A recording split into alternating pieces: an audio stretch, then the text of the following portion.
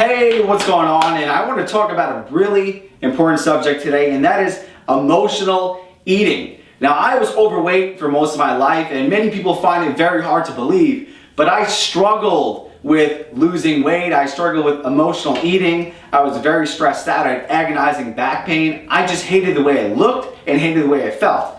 And it took me many, many years to discover fitness, to discover the way to transform my body and to help other people transform theirs. But I remember how difficult it was to stay on a diet because I had a lot of emotional eating problems. I would get stressed out and all of a sudden my appetite would be through the roof.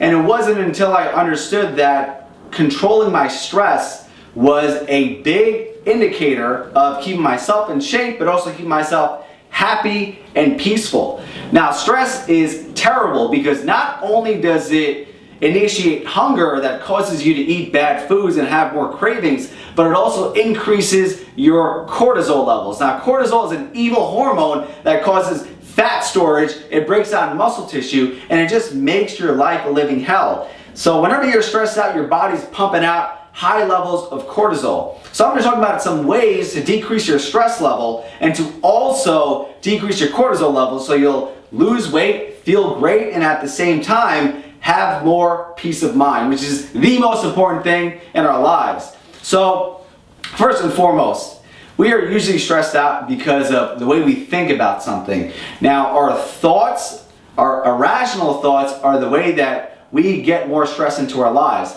Now, realistically, we can't shut our thoughts off. We have like 60,000 thoughts a day, and you can't just press a button and all of a sudden they're gone. But what you can do is to become more observant of them, to be more aware of them. Now, when I was first losing weight, I didn't realize all these crazy thoughts I was having on a daily basis and how much they were affecting me.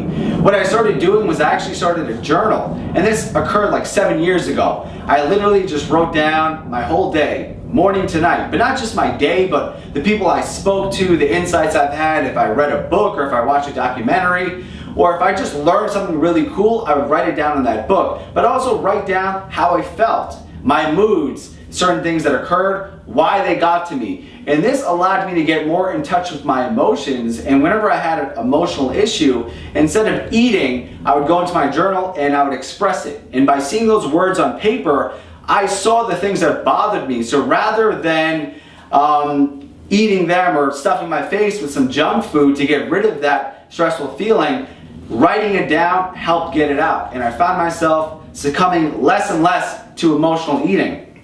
Another thing I would do is just reframe. So reframing means that we have bad stuff that happens. That's inevitable. Life has ups and downs. But it's also not exactly the event, it's how we respond to it. So by reframing to something, I would have something that would happen, and I would think about the worst case scenario. So let's say, for example, I'm driving on the highway and all of a sudden I realize I'm going a little faster than normal and I get a ticket. So I get pulled over by the cop and I realize I screwed up, but I wasn't paying attention, I was thinking about something, blah, blah, blah, whatever the case is. But I'm not going to let that ticket affect my day because it's like $55. It's a fine. I could allow it to screw up my day and say, wow, I have to pay this, I have to go to court, why did this happen to me? You know, just have all this stress over a neutral situation. Or I could reframe it and say, wow, I am thankful that I got stopped because I screwed up, I was going too fast. It's a lesson that I need to learn. What happens if I was going too fast and got into an accident? What happens if I damaged my car? What happens if I would have got hurt? You know, all these negative worst case scenarios, so that I'm creating this worst thing that could happen, which makes that little ticket nothing. So I practiced doing this over and over, and I found that the same things that would bother me in the past really didn't bother me much anymore, and I was much less stressed. Another important thing is just focusing on putting yourself into like uncomfortable situations. Now, I read this in a book, a really good book actually. It's called Letters from a Stoic by a Roman philosopher named Seneca, and he had this amazing way of life where nothing fazed him. Great things would happen, cool. Bad things would happen, still cool. He was kind of neutral. I mean, he just lived his life as if he was peaceful and nothing affected him, not even the worst things in the world. But that's a whole nother story. Back to the point, he would put himself in uncomfortable situations so he would really be grateful for what he currently has. So let's say, for example, it's a big cold outside. He would purposely wear a little less clothing so he would feel the coldness and be in a more uncomfortable place where he realized how good it felt to feel warm. Or he would fast. You know, instead of, let's say, eating lunch at 12, he would eat it at like 3, 4 o'clock. So he would go through a little hunger, a little discomfort, and he would understand how food is. Now, we do this many times unconsciously, but when you do it consciously and you put yourself in those situations, it makes the current situation so much better.